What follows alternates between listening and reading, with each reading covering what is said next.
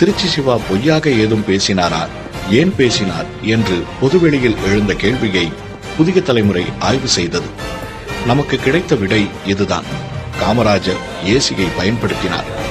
காமராஜருடன் 1/4 நூற்றாண்டு காலம் பயணித்தவர் அவருடைய அணுக்க உதவியாளர் வைரவன்.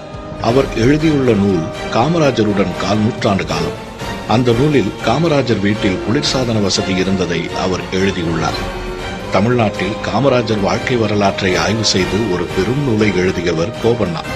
பழுத்த காங்கிரஸ்காரரும் காமராஜர் மீது பெரும் மதிப்பும் கொண்டவரான கோபண்ணா 2021 இந்து தமிழ் நாளிதழில் காமராஜர் மறைந்த நாளை நினைவு கூர்ந்து ஒரு கட்டுரை எழுதியுள்ளார். காமராஜரின் உதவியாளர் வைரவன் சொன்ன தகவல்களின் அடிப்படையில் எழுதப்பட்டுள்ள இந்த கட்டுரையில் காமராஜர் மறைந்த தருணத்தை கோபண்ணா குறிப்பிடுகிறார்.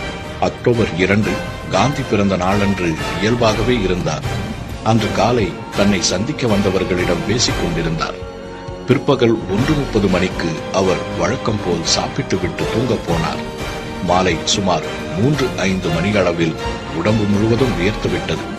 அந்த அறையில் குளிர்சாதன பெட்டி இயங்கிக் கொண்டிருந்த நிலையிலும் அவரது உடம்பு வியர்த்திருந்தது. காமராஜர் தமது உதவியாளர் வைரவனை அழைத்து மருத்துவர்களை கூப்பிடும்படி கூறினார். உடனே மருத்துவர் சௌரிராஜனுக்கும் மருத்துவர் ஜெயராமனுக்கும் தொலைபேசியில் விவரம் தெரிவிக்கப்பட்டது. காமராஜர் ஏசி பயன்படுத்தியதையும் அவருக்கு இறுதி நாட்களில் ஏசி அவசியமாக இருந்ததையும் இந்த விஷயத்தில் காமராஜர் மீது தான் அக்கறை கொண்டிருந்ததையும் முன்னாள் முதல்வர் கருணாநிதியும் ஏற்கனவே எழுதியுள்ளார். காமராஜர் பிறந்த நாளை ஒட்டி 2013 ஜூலை 15 அன்று அவர் வெளியிட்ட முகநூல் நினைவஞ்சலியில் திருச்சி சிவா குறிப்பிட்டுள்ள அதே விஷயத்தை கருணாநிதி குறிப்பிட்டுள்ளார். இதையெல்லாம் தாண்டி சென்னையில் காமராஜர் வாழ்ந்து மறைந்த நினைவில்லத்தில் ஏசி இயந்திரம் உள்ளதை அங்கு எடுக்கப்பட்ட புகைப்படங்கள், காணொளிகள் வெளிப்படுத்துகின்றன. ஆக காமராஜர் தன்னுடைய இறுதி நாட்களில் ஏசி வசதியை பயன்படுத்தினார் என்பது உறுதியாகிறது.